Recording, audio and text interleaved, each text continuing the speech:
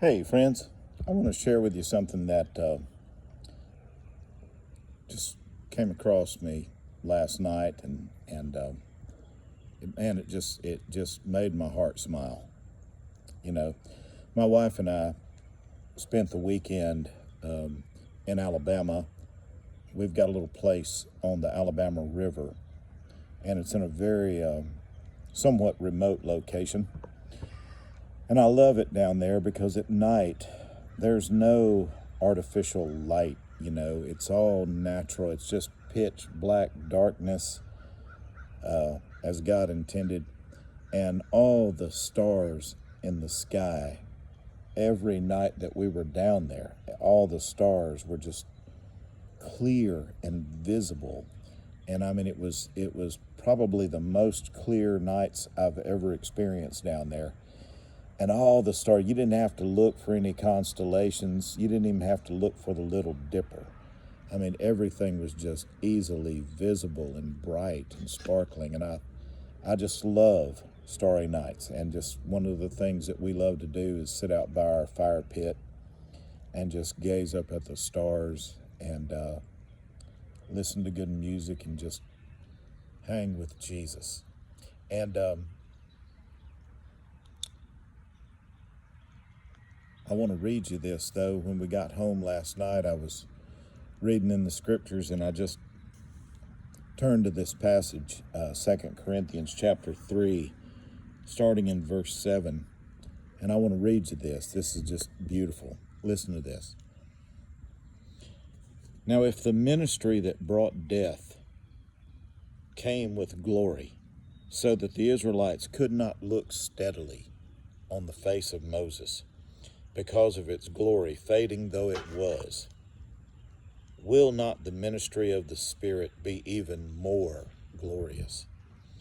If the ministry that condemns men is glorious, how much more glorious is the ministry that brings righteousness?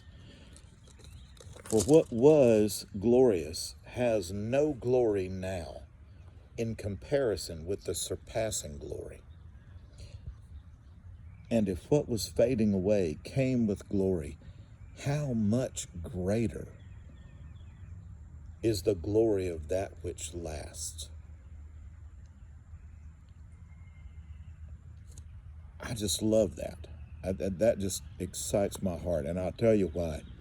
Because what the Lord, through Paul, is saying to us is whatever the glory of the Old Testament covenant was, whatever the glory of that ministry was, it is nothing compared to the glory of the ministry that we live in now in Jesus, in the new covenant. Going back to those stars were so visible, and I love looking at the stars and seeing their glory, their brightness. They were so bright. I mean, you could see into the depths of the galaxies. And yet, when the sun rose the next morning, those stars disappeared. Now, they were all present. They were still out there. But the glory of the sun was so much greater that it completely just swallowed up their glory and made them disappear. And that's the glory. That's the kind of imagery that Paul is using here, is that we live with Jesus in his kingdom right here, right now.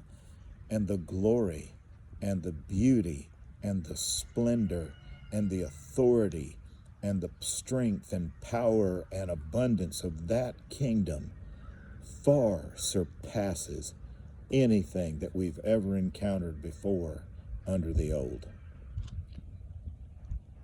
Friends, we have been brought into the most magnificent, boundless, higher, wider, deeper, longer love, strength, life, just whatever words you want to apply to it. It's bigger. it's better. And no matter how big and how far and how wide and how deep your mind can go, it's still higher and wider and deeper. The glory, the life, the beauty, the majesty, the authority, the person of Jesus and his great, great mercy and love is bigger and higher and deeper and wider. You can't find the ends of it, friends. And it overshadows everything else. I hope that that encourages you as much as it does me. It just reminds me that our future's so bright we have to wear shades. I mean, in Christ, it just can't get any better. And yet, it does. So farther on and further in, farther up and further in. That's the way, friends. God bless you all. I hope this blesses you. And but Jesus is bigger and better and greater in all ways. God bless.